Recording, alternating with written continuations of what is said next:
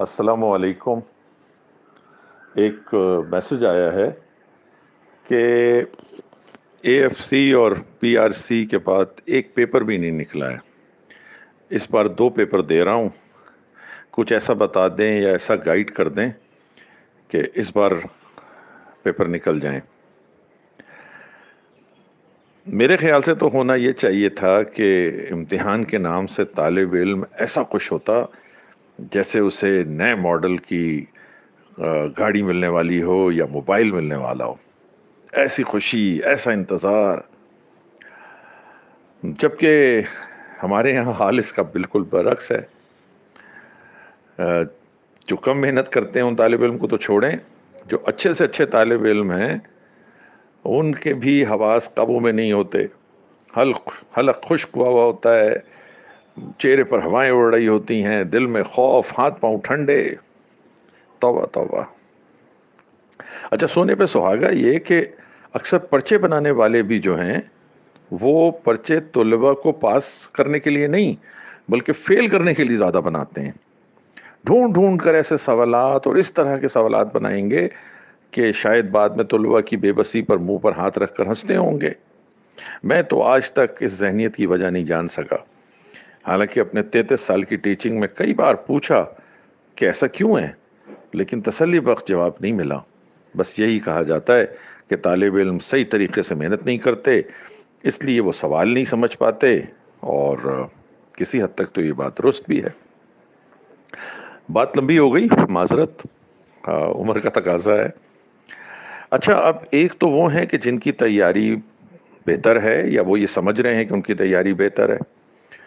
दूसरे वो हैं जो समझ रहे हैं कि इम्तिहान तक उनकी तैयारी हो जाएगी और वो पास हो सकेंगे।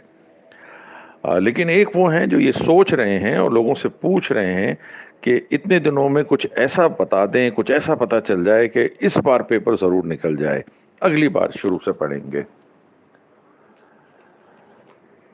अब अगर तुम चाहो तो यहां से आगे सुनना बंद कर दो और कोई दूसरी वीडियो या कोई दूसरा जो काम कर रहे हैं आप वो कर लें। वो इसलिए कि मैं यही कहूंगा कि कोई तुम्हें पास होने का तरीका नहीं बता सकता। तुम्हें कोई पास होने का तरीका नहीं बता सकता। मेरी बात को 1.5 पर सुनने की ज़रूरत नहीं है, इसे दिल में बिठाना होता है, इन बातों को याद रखना होता है, इन्हें बार बार अपने आप को याद दिलाना होता है, इन बातों पर अमल करना होता है, इन बातों पर यकीन रखना होता है। वो बातें कौन सी हैं? देखें, पास आप खुद होंगे, पास आपको खुद करना होगा। आप सोच रहे होंगे कैसे? वो इस तरह कि सबसे पहले आपने जहन से, अपने जहन से इस बार जरूर पास होने वाली बात को निकालना है। दूसरी बात, आपके जहन में एक प्लानिंग जो कागज के ऊपर करें आप कि किस काम को कैसे करना है, टॉपिक को समझना कैसे है, उसे याद कैसे करना है और पास पेपर्स की प्रैक्टिस कैसे करनी है। सिर्फ ये आपके जहन में होना चाहिए। देखिए, आपके पास होने का निसार अब 3 बातों पर है। तवज्जो से बात सुनिए। नंबर 1, इस वक्त से इम्तिहान खत्म होने तक आप अपनी पूरी तवज्जो सिर्फ प्लान करना है। क्या प्लान करना है?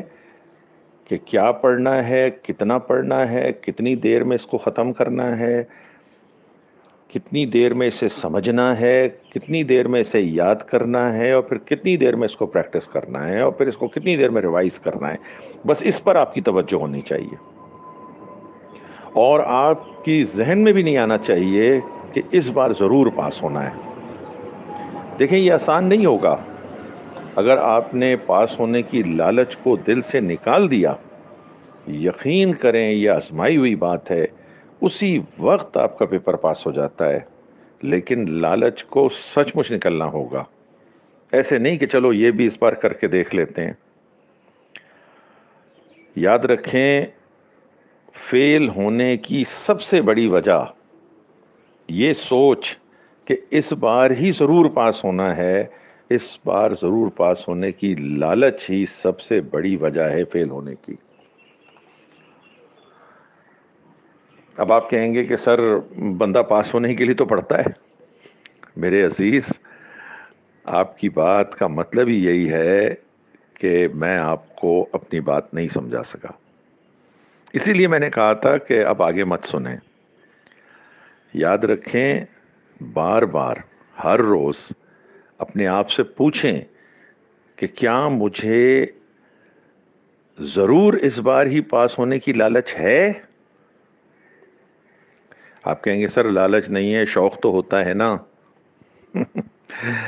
دیکھو، مجھے راکٹ پر بیٹھ کر چاند پر جانے کا شوق ہے.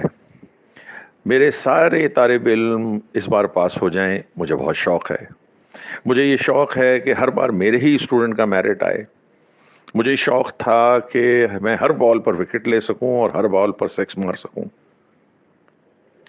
میرے عزیز، میری باتیں دوبارہ سن لیں. اپنی توجہ اپنے کام پر رکھیں. اپنی توجہ اپنے کام پر رکھیں. اپنی توجہ اپنے کام پر رکھیں اور پاس ہونے کی لالچ نہیں کرنی ہے، نہیں کرنی ہے، نہیں کرنی ہے.